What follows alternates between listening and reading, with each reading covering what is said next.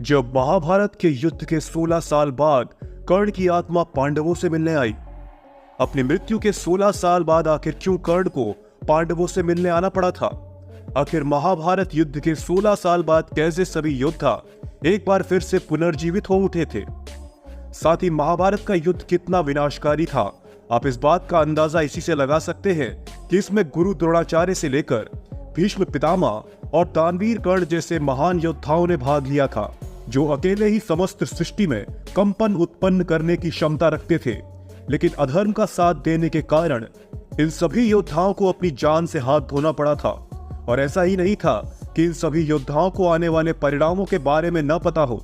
दरअसल इन सभी योद्धाओं को युद्ध के परिणाम पहले से ही पता थे, लेकिन अपने वचन के चलते इन्होंने अधर्म का साथ देना ही सही समझा था।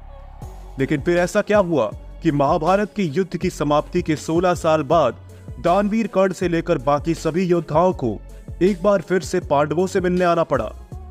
और इस पूरी लीला में महर्षि वेदव्यास की क्या भूमिका थी, ये सब कुछ जानेंगे हम आज की इस वीडियो में।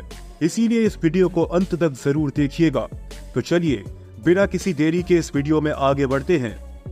तो साथियों, ये कथा महाभारत के आश्रम पर्व की है और महाभारत के युद्ध के 16 वर्ष बाद की है, जब गांधारी, कुंती, धृतराष्ट्र संन्यास लेकर वन में रहने लगे। लेकिन पांडवों को अपनी माता कुंती की ज्यादा चिंता होती थी। महाभारत का महायुद्ध 18 दिनों तक चला था और इस युद्ध में 17वें दिन कौरवों के सेनापति कर्ण वीर गति को प्राप्त हुए थे।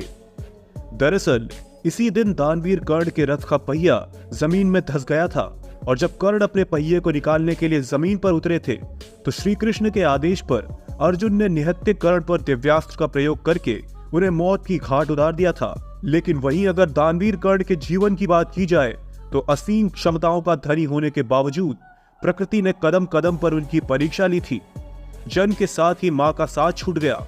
मां ने बदनामी के डर से कर्ण को जन्म देने के साथ ही बक्से में बंद करके गंगा में प्रवाहित कर दिया था। इससे कर्ण को अपनी वास्तविकता का ज्ञान नहीं हो पाया और ये उनके लिए मृत्यु का कारण बन गया।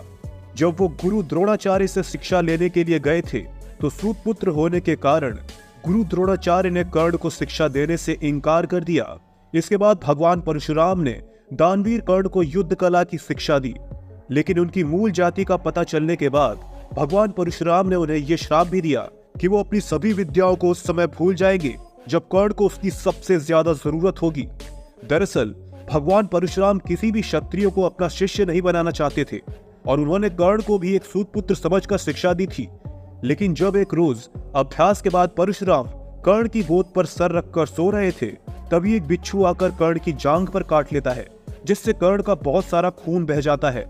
खून बहकर जैसे ही परशुराम तक पहुंचा तो उसके स्पर्श से परशुराम की नींद खुल गई और वो ये देखकर बहुत ही अचंभित हुए कि कर्ण इतना दर्द कैसे सह सकता है, क्योंकि इतना दर्द तो केवल एक क्षत्रिय ही सह सकता है। और इस तरह से दानवीर कर्ण की असली जाति का पता चलने के बाद भगवान परशुराम ने उन्हें श्राप भी दिया था। तो वहीं कर्ण की मृत्यु अर्जुन के हाथों होने की एक बड़ी वजह यह भी थी कि कर्ण दुर्योधन का साथ दे रहे थे, जो अधर्मी था, और अधर्म का साथ देने की वजह से ही कर्ण को वीर गति की प्राप्ति हुई। और जब पांडव कुंती से मिलने जाते हैं तब वहां महर्षि वेदव्यास मुनियों के साथ आ जाते हैं। पांडव और धृतराष्ट्र महर्षि वेदव्यास के साथ कुंती, गांधारी, सुभद्रा दिव्य कथाओं की चर्चा करने लगते हैं। तभी महर्षि वेदव्यास धृतराष्ट्र से कहते हैं, महाराज, आपके हृदय में जो कहने की इच्छा हो शीघ्र ही कह डालिए, मैं सब कुछ जानना चाहता हूँ। आप अपने मरे हुए पुत्रों के शोक में निरंतर जलते रहते हैं। महाराज, गांधारी, कुंती और द्रौपदी के हृदय में जो दुख हमेशा बना रहता है वो भी मुझे पता है। श्री कृष्ण की बहन सुभद्रा अपने पुत्र के मर जाने के बाद जो दुख मन में धारण करती है, मैं उससे भी अनजान नहीं हूँ। मैं आप सभी की समस्याओं को दूर करने के लिए ही आया हूँ। बताइए, आपको कौन सा वरदान प्रदान करूं? वेदव्यास जी की बात सुनकर धृतराष्ट्र ने कुरुक्षेत्र युद्ध के बारे में बताया कि कैसे दुर्योधन की मूर्खता के कारण कई सारे योद्धा मारे गए। दूसरे देशों के राजा दुर्योधन की सहायता करने के लिए आए थे, वो भी मृत्यु के घाट उतार दिए गए। धृतराष्ट्र की सारी बातें सुनकर वहां बैठे सभी लोग मरे हुए योद्धाओं के बारे में सोचकर शोक करने लगे।